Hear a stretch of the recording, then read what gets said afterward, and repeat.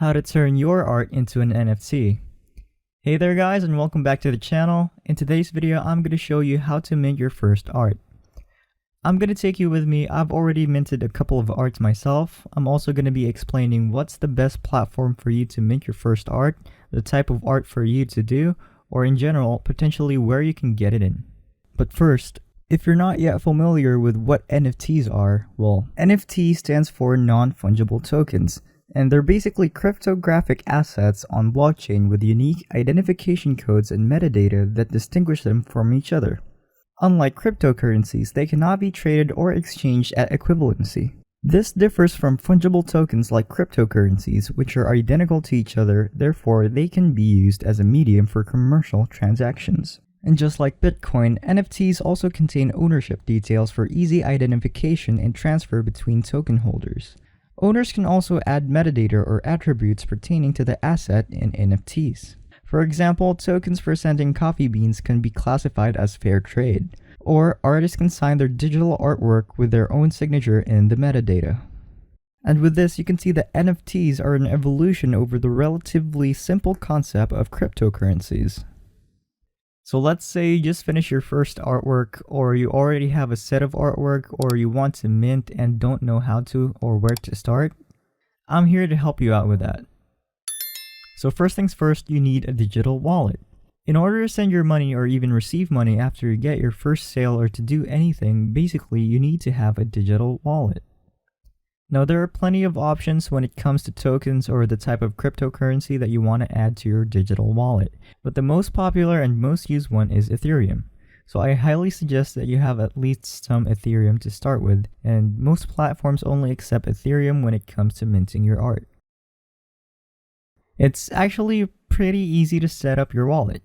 There are actually a couple of options when it comes to creating your own digital wallet, but the most used and most popular one would be MetaMask. To download MetaMask, you have to go to metamask.io and make sure that it's the right address or the right link so you actually don't get scammed. You also need the Google Chrome browser installed on your laptop or computer, and then you can use MetaMask as an extension. But some other browsers also support MetaMask now as well.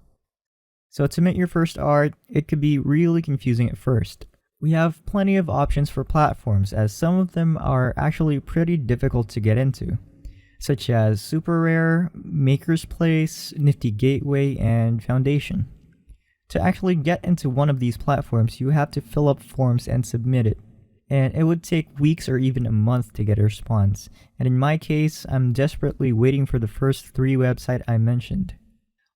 Luckily, with Foundation, besides filling up forms and submitting them, you can actually invite other artists after you've made your first sale, which is very similar to Clubhouse invitations. I also want to do my part in this whole community thing where I can give my invites back from time to time. You can share your work to people in Foundation via Twitter, and they might send you an invite code to get you in Foundation.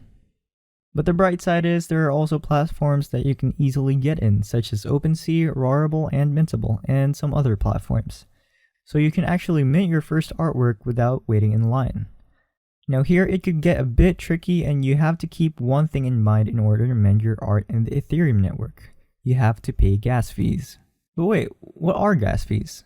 Gas fees are pretty much payments that are made by users to compensate for the computing energy required to process and validate transactions on the Ethereum blockchain.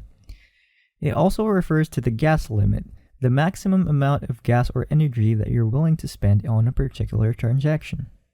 To make it clear, let me put it this way. Think about a city with limited buses.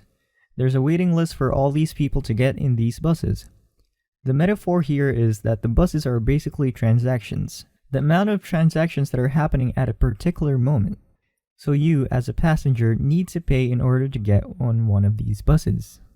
And if you want to get in right away without any delays, you have to pay a little extra over the average price. And at this point, you might be wondering, how much gas fee do I need to pay? Now that we don't know. First, it depends on the platform that you're planning to mint your art on. And second, it depends on the time and the date that you're minting your first art. The average gas price is between $60 to $150. It used to be 10 bucks or even less a year ago, but because there's a lot of transactions happening at the moment, a lot of people are minting their art, and with all the hype, it's kind of impossible to see that price again, but it's still worth trying it out and experimenting with it. Now there's pretty much no way to avoid paying gas fees, but if you're on a budget, you can obviously start with OpenSea, where you can actually pay gas fees one time, and after that you can mint as much art as you want. And if the buyer wants one of your artworks, he has to pay for the gas fees, and it kind of makes sense if he's really interested in your art. Also, I heard in Mintable you actually pay a very low amount of gas fees, but yet please do your own research and choose the right platform for your artworks. One advice I can give you is actually try to make an account in pretty much every platform you see, even if you don't get in as a creator. Try to reserve the username because potentially we see that this might be the next Facebook or Instagram. These platforms are pretty much everywhere right now, so try to get the username for your artwork before someone else takes it. So let's get to the part we've all been waiting for. I'm gonna go showcase the process of minting my artworks. And now I'm gonna do this in Rarible. This is the platform that I'm currently active on, so I do apologize if I'm not going to be minting my art on any of the other platforms, but this is all about getting the idea of how to do it, and the process is pretty much the same for the other platforms.